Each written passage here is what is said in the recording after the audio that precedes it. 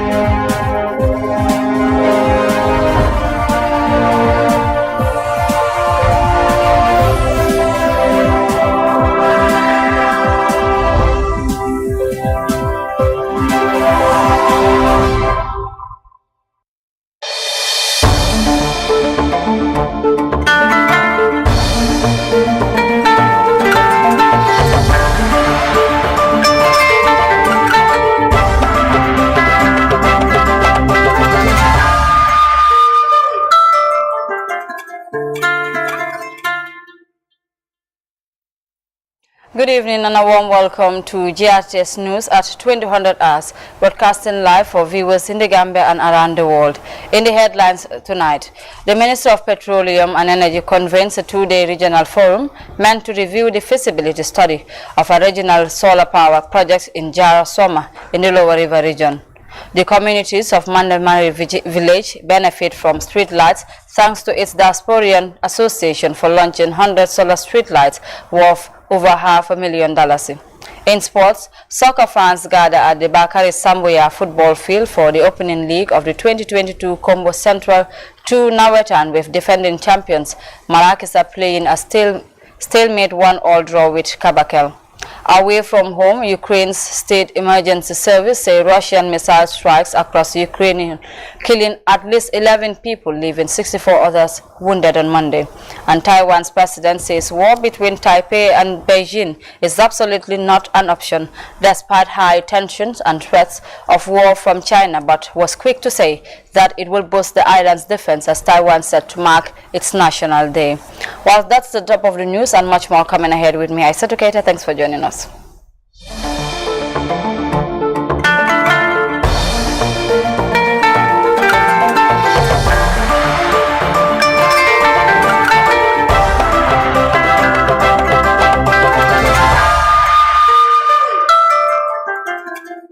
It's great to have you with us. Let's begin this bulletin with the Ministry of Petroleum and Energy in collaboration with West African Power Pool as they commence a two-day regional forum meant to review and conclude the feasibility study and establish the power purchase interest membership countries with the framework of the 150 megapower WAP regional power park project to be developed in Jara Soma.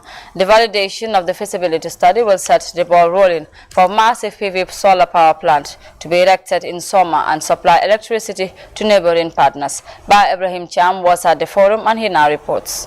Formed in 1999 at the 22nd ECOWAS Regional Summit, the West African Power Pool Agency, WAP, as part of its priority renewable energy projects, in the ECOWAS Master Plan, concluded its feasibility study to erect a 150 megawatt solar PV power plant with large-scale battery storage system with a plug-and-play concept in Soma, the Gambia. Regional stakeholders from member states were invited to the workshop to discuss the outcome of the feasibility study, which will supply excess power to its member states and partners. Managing Director of NAWEC, Nani Jawara, stated that this is part of the 75 priority projects of WAP identified in the ECOWAS Electricity Master Plan 2019-2033, aiming at increasing renewable energy in the sub-region by 30%. These efforts are done in parallel with the upgrade and expansion of our transmission and distribution infrastructure to support the integration of renewables into the grid. NAWEC is also working with the government of the Gambia to acquire more land through land banking of sites for the development of solar projects. The planned 150 megawatt solar park, which is a regional project supported by WAP and the World Bank, will contribute immensely to the country's renewable energy target as outlined in our strategic electricity roadmap. As part of the opening remarks, the Secretary General of WAP stated that similar regional power plant park projects have been identified as priority projects by ECOWAS Master Plan in Mali, Burkina, Niger, Ghana, Cote d'Ivoire, and Benin. Given the growing energy demand in the sub-region, the implementation will increase the volume of energy traded in the region. The Director of Energy at the Energy Ministry put emphasis on the need for renewables, stating that this project, like the OMVG, will integrate West African states through energy supply, and the Gambia is honored to host the project. As a clean energy project that is environmentally friendly, the 150 megawatt solar park, if successfully implemented, would significantly contribute to the achievement of ECOWAS renewable energy policy target of 30% of the electricity mix generated from renewable energies by 2030. Finally, Sarah Foreman, project manager for ILF and technical consultants for the project, gave the key outputs of the feasibility study of the PV solar power plant in Soma. The project, it has a very strategic location on VG network, so it would not only assist NAWEC, who is the beneficiary, but also has a very strategic network location, which is very strong and good for creating export opportunities. The forum continues until the 11th of October for the high-level ministerial meeting. Reporting for GRTS News, I'm by Ibrahim Cham. Moving on, the Great Green Wall, with funding from the International Trade Center, has embarked on a tree planting exercise and solar street light project along the tourism development area. The move is to beautify and equip the hospitality industry with renewable energy solutions and a greener environment. By Ibrahim Cham again. A variety of beautifying indigenous trees were planted along the tourist development area near Palmarima. An initiative driven by the Green Up Gambia and funded by the International Trade Center seeks to encourage planting of exotic trees not only to make the country green, but to promote environmental protection in the face of climate change worsened by human activities. A green environment is also a tourist attraction. The project also has a solar street light component, promoting the use of renewable energy in all sectors of development, thereby complementing the national determined contribution to curb carbon emissions. It's not only going to be a flower planting of flower trees, but we also have beautiful flowers beneath these trees that will give the street a very good and nice look. And of course, there's a solar project, also a solar component, lighting component of this project, and we'll have solar lighting here towards the trees, so that as the trees are growing, you have lights above them, and you can see the beauty of the trees at any time of the day. Lamin Kanye is the gardener contracted to plant and look after the trees, and part of the variety he brought was a pride of Barbados, palm trees and kampong. So what I will do is to play my role as a citizen to make sure that the plants are well planted and they are well cared to the max. So this is nation building. So I'm a youth whereby I have to participate in the nation building. The next phase of the tree planting exercise will be along the duplex strip at Senegambia, complementing the tourism sector by purifying its ecosystem. Reporting for GRTS News, I'm by Ibrahim Cham. Meanwhile, the Village Development Committee of Mandinari, in partnership with the Communities Diaspora Association, have launched 100 solar street lights worth over $500,000 in a bid to provide security for the people of Mandinari. Hawanja witnessed the installation exercise, and she now reports. Mandinari in the West Coast region is already blessed with electricity. But the absence of streetlights remains an advantage for those bent on stealing, particularly during darkness. Villages with financial support from the Maninari Diaspora Association has launched a solar streetlight project to beat criminals. The distribution of the 100 solar lights has already started. Village Development Committee Chair James Sise said the target is to electrify half of the village. We feel there is the need for this streetlight based on the fact that there are numerous crimes that do occur from time to time because of the darkness of certain places. So it is based on that for security reasons we deem it necessary to be able to have this streetlight so that at least people will have the confidence that I am walking through a street that is provided with lights, and then I am going to be free from any attack from hostile youths and things of that sort. Malik Sanyang, the secretary of the Village Development Committee, praised the Maninari Diaspora Association for the financial support and underscored need for solar street lights. It's more cost effective to go in for solar street lights than going into for NAWEC. Because if you are to go for NAWEC, every individual, every household must have to buy a cash power to run the street lights that are within your community. Fatu Bojang, a villager, couldn't be happier. Amid crime centered, women and children are the most vulnerable, and the provision of streetlights to help deter the menace is a dream come true for the people of Maninari, she said.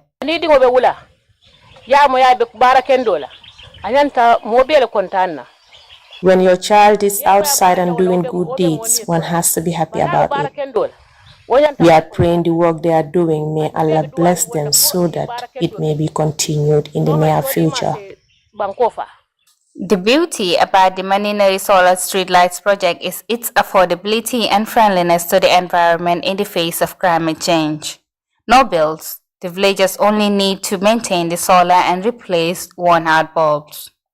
Hawanjai, GRTS News. In another development, Save Our World, a charitable non-governmental organization, has donated 100 bags of rice to the Tanka Psychiatric Hospital as part of its mandate to provide support to needy institutions. Famara Baji has the rest of that in this report. This intervention is inspired by capacity gaps affecting mental health facilities, taking care of psychiatric patients who need continuous assistance to deliver effective care. Members said this massive consignment of rice is part of their organization's core objective to contribute to national development. Save Our World are not biased, in terms of who or what we target is only the needy people. That is our problem. The needy people, those are the ones we target.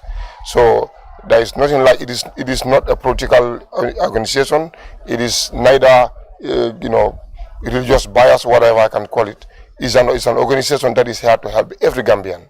Last week we've donated 100 bags of rice to the Mile 2 Central Prison, just as we intend to do here at the Psychiatric Hospital. This for us is just one of the activities that we do. We help people. That is the main reason why we are here in the Gambia. Save Our World is in the Gambia, and this place, we believe, is one of those institutions that need assistance from all Gambians. Whether you are a charity, a foundation, or an individual, an organization in whatever capacity. I think as Gambians, as a nation, these are some of the things that help to bring a meaningful change to some of these institutions. Health officials commended donors for the support, which is urgently needed by the psychiatric hospital to boost food rations for patients. For you, like you said, it may look small unto the eye that provides. For you people, it may look small. But who you are giving it to is what matters. This is 100 bags of rice. Obviously, who in these struggling times in the world will give you something like that? So obviously, your name really represents what you stand for. Save the world. Or save our world. It is our world, obviously. So you are really taking a step to save it. Today you brought us something, which is a lot of grain. Save Our World is an international aid and development charity focused on providing humanitarian assistance, empowering communities, and responding to international crises through its network of volunteers across the globe. Famara Baji, GRTS News. Now, efforts to promote fin health for all, Child Fund The Gambia trained its local partners and community mobilizers on the ongoing emergency response against the acute kidney injury in The Gambia. Yusuf Bojang was at the training program and he filed in this report. The forum, held at Sama Cairo Federation head office in Brikama, was attended by officials from the Ministry of Health, the National Disaster Management Agency, and the Gambia Red Cross Society. The synergy brought together 57 community mobilizers from West Coast region and Lower River region, aimed at equipping them with knowledge on the recall of the incriminated syrups such as paracetamol, phenylephrine, promethazine, and cofexmaline baby cough syrup, among others manufactured by Maiden Pharmaceutical Limited at household level. Child Fund The Gambia Country Director Musukuta Komma explained that it is part of her organization's commitment to ensure that infants are healthy and safe. She stressed the need for Child Fund local partners, community mobilizers, to work closely with stakeholders to retrieve all the incriminated syrups to stop further death. As a civil society organization, and also as an organization that definitely have its first core outcome to be healthy and secure infants, we really need to act, and we need to act properly and fast. Is to go into the communities, of course leveraging around the structure that we have. We have got existing community associations. We have daily and hourly contact with these families to ensure that we systematically retrieve these medicines. Once we retrieve them, we want them to be recorded, because at the end of the day, we are going to put them together and hand them over to the Ministry of Health, who are the custodians of medical and medical-related items in this country. Lamin Mane is the field epidemiologist at the Ministry of Health. We expect you to join the Red Cross volunteers and collect this product. Why are we collecting this product in the first place? Because when this first case was reported, that was detected by a nephrologist at the Edward Francis Small Teaching Hospital. But what we need to do is to quickly retrieve these products from the market so that people will not consume it to avert more cases. He urged participants to advise parents to be observant and take to the nearest health facility any child under 5 years with sudden failure to pass urine for more than a day, as well as symptoms such as fever, diarrhea, or vomiting. The National Disaster Management Agency, Basi Sane, said the early warning information will help contain acute kidney injury. And this early information that we are giving is very essential, because the early information that we give will save lives. Maybe we can stop at 66. So the remaining lives we will save them because of the early information that we are giving. And as far as you people are in the community, dealing directly with the community up to the household level, I think is a right direction. The Gambia Red Cross Society Regional Officer Sirfo Mboj explained that 350 Red Cross volunteers have been deployed in all districts within West Coast region to recover medicines which will be submitted to the Ministry of Health, while stressing their resolve in working closely with partners. Kidneys perform an important function in the human body. With over 32 community associations in the Western and Lower River regions, the community mobilizers have that closest relations with communities, making their participation in the currently ongoing medicine recall from homes very critical. These community mobilizers are now deployed to communities with public health officers and volunteers from the Gambia Red Cross Society to recall all medicine syrups identified by health officials as incriminated. Yusuf Bojang, GRTS News. Now to this statement, which reads, the Minister of the Interior, Siaka Sonko, has led a delegation to the UNHCR 73rd Executive Committee meeting, which starts from 10th to the 14th of October 2022 in Geneva in Switzerland. The high-level meeting attracts participants from members and observer states, as well as international NGOs. Minister Sonko is expected to deliver a statement highlighting the work of the Gambia as a refugee host country in ensuring the human humanitarian protection of the refugees and other persons of concern to UNHCR. The minister will also highlight the need for more support to UNHCR and states, especially those hosting refugees and displaced persons, and to help reduce the estimated number of 100 million displaced persons worldwide and 89.3 million internally displaced persons by the end of 2022. His statement will also center on the need for uninterrupted access to COVID-19 vaccines, support to vulnerable groups including women, children, persons at risk of statelessness, and the elderly in situations of displacement, and as well as the need for ensuring stability in the prices of food and commodities within the principle of humanitarian values. It could be noted that the Executive Committee of the High Commissioner's Program meets in Geneva annually to review and approve the agency's programs and budgets, advise on other issues with UNHCR and intergovernmental and non-intergovernmental partners. Now, the Office of the Regional Governor in the North Bank, in collaboration with the Gambia Radio and Television Services team in Kerawan, have embarked on a pre-harvest assessment. The activity began in Jokado, where the team inspected 2 peanut farms. Based on their findings, some farms did extremely well, whilst others have experienced some failures in cash crops, such as peanuts, barley millet and maize. The governor of the region, who headed the team, said this season will be good for many farmers, as he advised for this diversification rather in production. Our regional correspondent farmer Akani tells us more. Amuna yaakaar bu rëy waaye Yàlla atte na gerte gi ni ma ko gisee gerte gi melut na war a mel. This farmer started his season with a strong conviction of a bumper harvest. It's now 4 months, and the faith that guided him now hangs on the balance. Unfortunately for me, due to some constraints, maybe climate change, erosion, lack of materials, made me fail. If you look at my groundnut farm, it's a failure this year. It may be too early to make predictions over crop failures in the North Bank, as optimism of a profuse harvest is still very high across the region. However, farmers who planted late and had challenges to purchase fertilizer on time may in the end experience failures over crops such as peanuts, barley millet and maize. This 15-hectare peanut farm is one of his biggest investments. According to him, his barley millet farm, which is some kilometers away, has failed too. If I had had that tractor at the initial stage of the rainy season, what has happened to me would not have happened to me.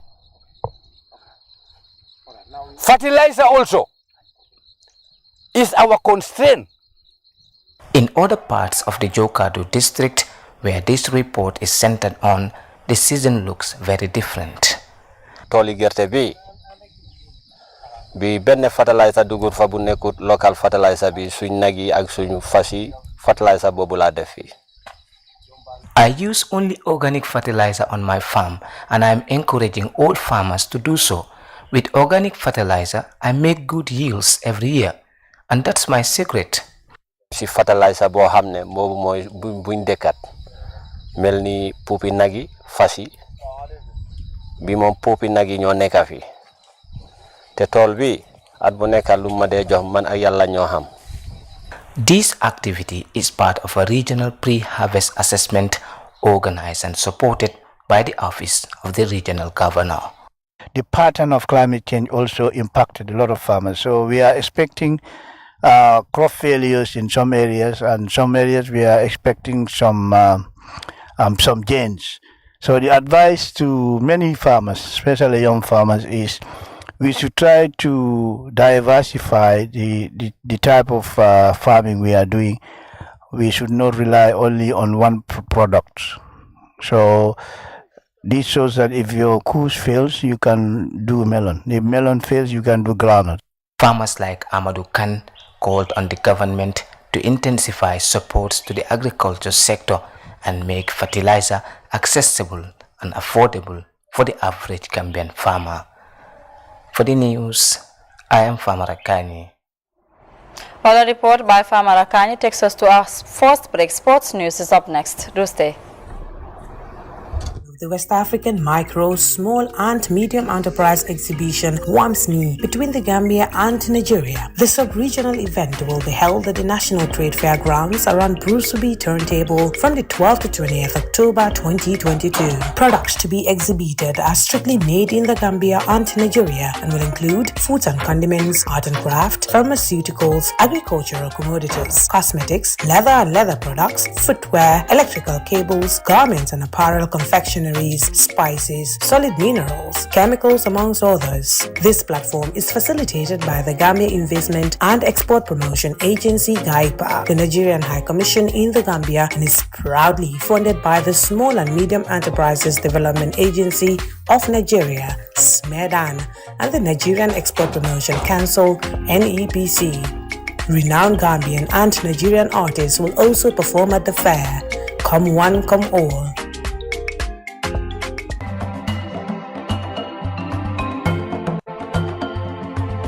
How to buy mobile credit.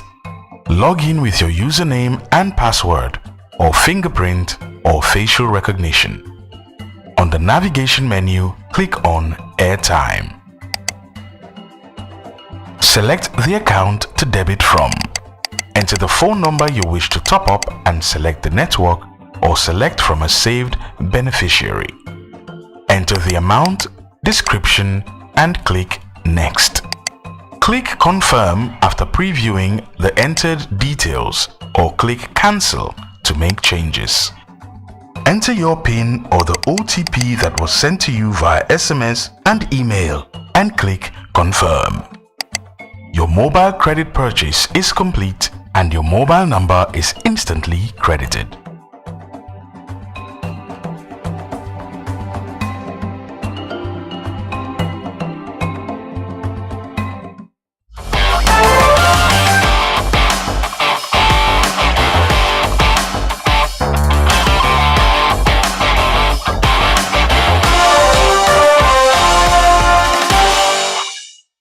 Welcome back into some soccer news now, where the 2022 Combo Central 2 Nawetan gets underway with defending champions Marrakech playing a stalemate 1-1 draw with Kabakel in the opening league game. The encounter was witnessed by several dignitaries that include the Minister for Youth and Sports Bakari Baji, retired national team player Ibrahim Sohna, and sport administrators amongst others. Farmer Baji witnessed the exciting opener at the Electric Bakari Sambuya football field and he'd fast in this report. A blend of culture and sport is one thing that makes Central 2 a unique footballing zone among the rest. The colorful welcoming ceremony for some of the invited guests set the tone for an electrifying atmosphere, ushering the fans' favorite summer football fiesta. The fanfare continued at the field, where the defending champions Marrakech locked horn with Kabakel in the season opener, which was well attended by football enthusiasts from far and near.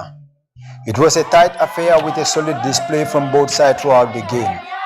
Reigning champions Marrakech took the lead in the 17th minute when Dembo Baji set up Dominic Jabang to put his side in front with a close-range finish.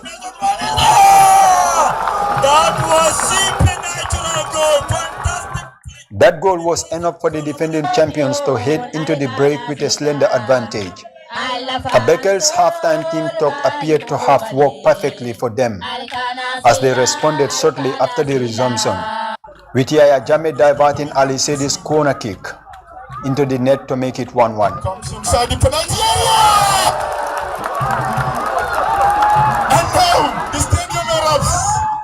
From that moment, it has been an end-to-end affair with some quick movements, but the remaining minutes could not bring any fortune for the two sides as they settled for a 1-1 draw in the opening game of the Central 2 Nawetan League season.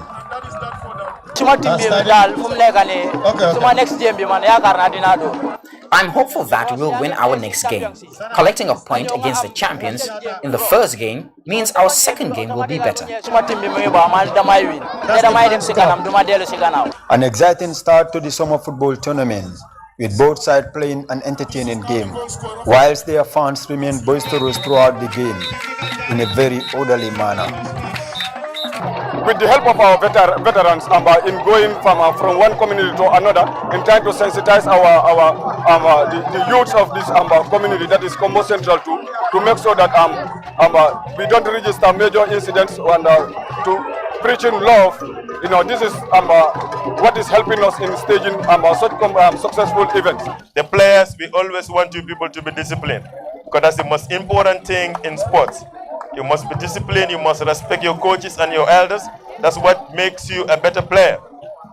I mean, Sohna is sitting here today. He was one of our best players. He has retired, but he still handles that respect that people have for him, because he was one time like you. And he eventually grew from the 17, under 20, under 23 and the national side and went international. But anywhere he goes, people recognize him for that. Each one of you can be like Sohna or even more than Sohna. But it all depends on how much energy, how much commitment and how much respect you put in what you're doing. Close to a dozen villages in Central 2 will now contest the 2022 league title in this highly entertaining footballing zone.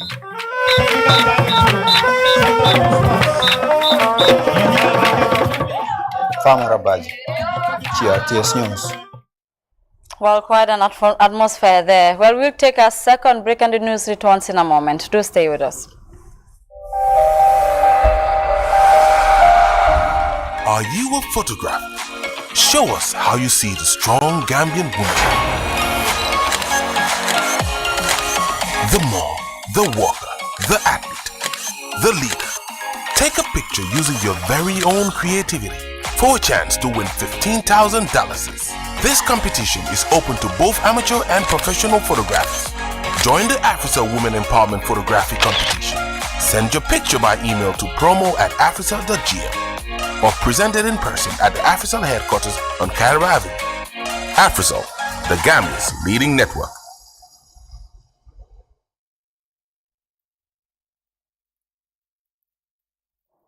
Now, the missiles that sowed death and destruction in the Ukrainian capital for the first time in almost 4 months came in frightened roars early Monday. The explosion smashed and shook buildings, burst water mains, left craters and torched automobiles, jarring Kiev's nearly 3 million people, including jolting some out their sleep as the city began its work week. France 24 has more. If there's a nuclear strike, we'll all die immediately and won't know anything about it, and if not, then we'll be fine. I wasn't sure whether it was the right thing to do, but I told him that it's possible that if there's a nuclear strike, you'll get seriously ill with radiation sickness and could be a very low, strong, painful, long, slow, painful death. I mean, the fear of nuclear strike is very present in Ukraine, but I think in some quarters people are seeing these conventional strikes today as evidence that the Russians haven't actually really got anything more than this up their sleeve. At least that's the attitude I've heard from some people, those who are trying to put a brave face on things. I would say the main emotion that I hear people wishing to express is anger. Obviously people are afraid, obviously people are saddened, but what they really are is just really, really angry with Russia about these attacks. And a lot of people are at pains to underline that they don't just blame Vladimir Putin, but that they blame all Russians. And they blame Russians for putting Vladimir Putin there, rightly or wrongly. That is an attitude that is very, very frequently expressed by Ukrainians after strikes like this. And perhaps it's an indication of the kind of anger and also vindictive spirit and spirit of defiance that people are feeling. That one man who I asked in Shevchenko Park what he thought Ukraine's reaction to these attacks should be, he simply said, we should bomb that Crimea bridge again. Though I hasten to add, Ukraine's defense ministry has cast doubt on the idea that these strikes are in retaliation for the attack on the bridge, because according to them, their intelligence shows that Russia was planning these attacks actually earlier than those explosions. Now, war between Taiwan and China is absolutely not an option, Taiwan President Tsai Ing-wen said on Monday, as she reiterated her willingness to talk to Beijing and also pledged to boost the island's defenses, including with precision missiles. China again rejected her latest overture, saying the island was an inseparable part of its territory. Like every year, a military parade with marching bands and flyovers marked Taiwanese National Day.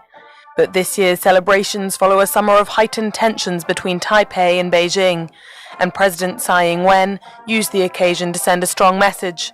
Military confrontation with mainland China is categorically not an option, but nor will the island make any concessions on its self-governing status.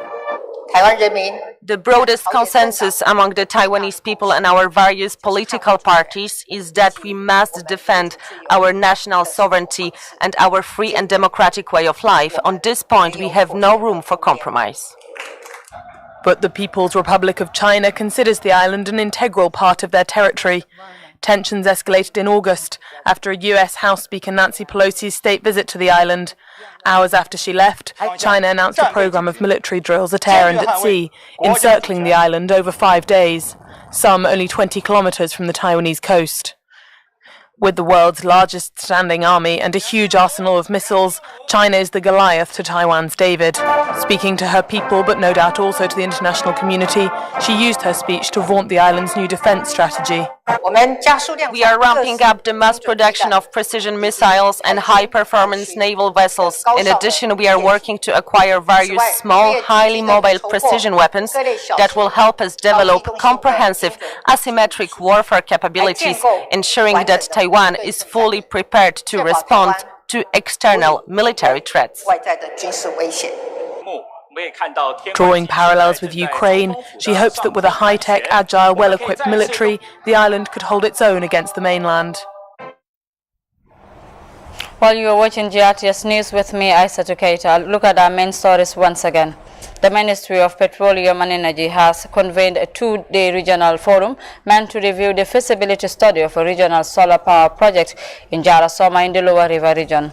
The communities of Mandinari village have benefited from solar street lights thanks to its Diasporan Association for launching 100 solar street lights worth over $500,000. In sports, soccer fans have gathered at the Bakari Sambuya football field for the opening leg of the 2022 Combo Central Nawetan, with defending champions Marakisa playing a stalemate 1-1 draw with Kabakel. Away from home, Ukraine's State Emergency Service have said that Russian missile strikes across Ukraine have killed at least 11 people, leaving 64 others wounded on Monday. And Taiwan's president have said that war between Taipei and Beijing is absolutely not an option, despite high tensions and threats of war from China, but was quick to say that it will boost the island's defense as Taiwan set to mark its National Day. Well, that was all we had time for in the news at 2000 hours. Do join me again at 2200 hours for more news and updates on